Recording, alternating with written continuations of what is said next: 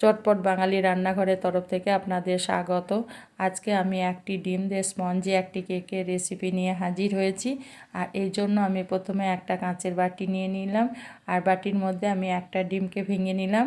এবার আমি এখানে দিয়ে নেব হাফ কাপ চিনি। চিনিটা দেওয়ার পর আমি ডিমের সঙ্গে চিনিটাকে ভালো করে ফাটিয়ে নেব।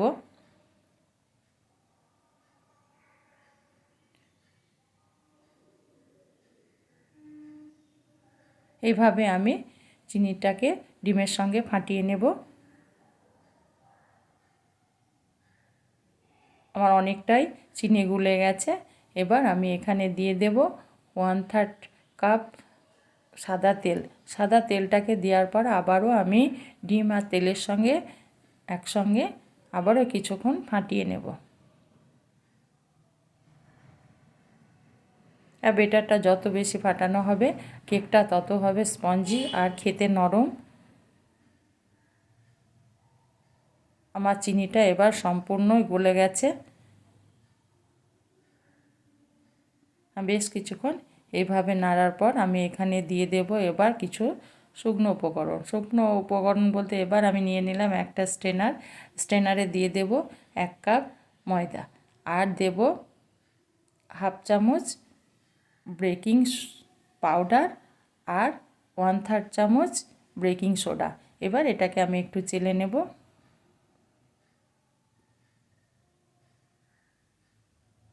এবার আমি আস্তে আস্তে ডিমের সঙ্গে ময়দাটাকে মিশিয়ে নেব। কোনো তাড়াহুড়োর প্রয়োজন নেই, আস্তে আস্তে এই কাজটা করতে হবে বন্ধুরা। আর আমি এর সঙ্গে আর নিয়ে নিয়েছি আমি 1 কাপ দুধ। যেমন যেমন লাগবে আমি তেমনি তেমনি দুধটাকে অ্যাড করব। এইভাবে আমি অল্প অল্প দুধ দেব আর এইভাবে ফাটিয়ে নেব। আর যত বেশি ফাটানো হবে কেকটা খেতেও তত ভালো হবে, নরম হবে। আবারও আমি একটু দুধ দিয়ে দিলাম।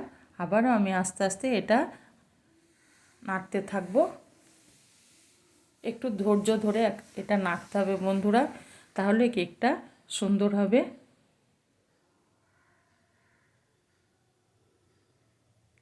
এইভাবে আমি একই দিকে ফাটিয়ে নেব। এদিক ওদিক করে ফাটাবেন না বন্ধুরা, যখন ফাটাবেন একদিকেই ফাটাবেন। আর কেকের আবারও একটু আমি দুধ দিয়ে দিলাম। এবার আমি দেখিয়ে দেব কেমন অবস্থায় কেকটাকে তৈরির জন্য কেক টিনে দিতে হবে।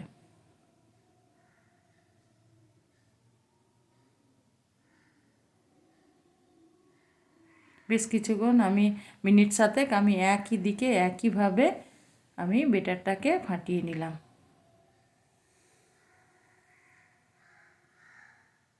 একটু ধৈর্যের ব্যাপার।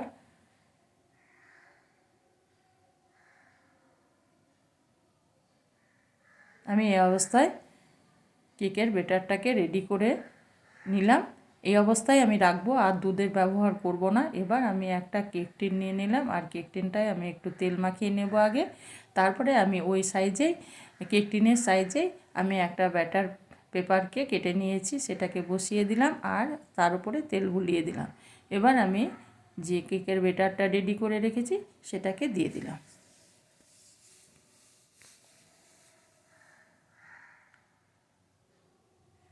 এবার এটাকে আমি ঘুরিয়ে ঘুরিয়ে একটু বসিয়ে নেব, যাতে যদি এর ভেতরে কোনো বাতাস থাকে তাহলে বাতাসটা বেরিয়ে যাবে। এবার এর উপরে আমি দেব কিছুটা কিশমিশ,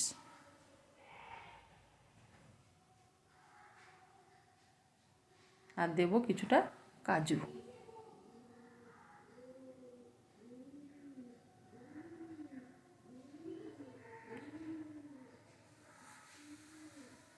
অন্যদিকে বন্ধুরা আমি গ্যাসের মধ্যে একটা প্রেসার কুকার বসিয়ে দিয়েছি, আর প্রেসার কুকারটা আমি 10 মিনিটের জন্য হাই হিটে বসিয়ে দিয়েছিলাম।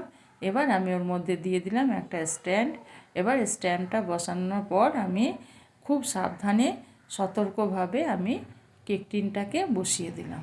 এবার এটাকে আমি ঢাকা দিয়ে দেব।